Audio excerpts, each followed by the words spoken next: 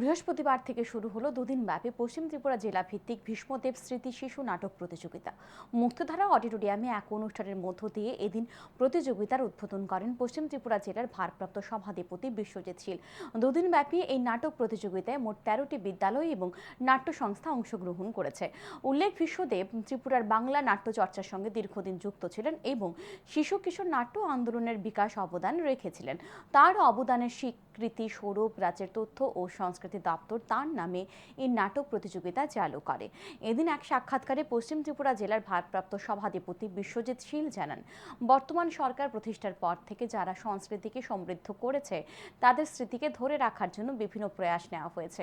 লুপ্তপ্রায় পরম্পরাকে পুনরুজ্জীবিত করার জন্য বিভিন্ন উদ্যোগ গ্রহণ করা হয়েছে।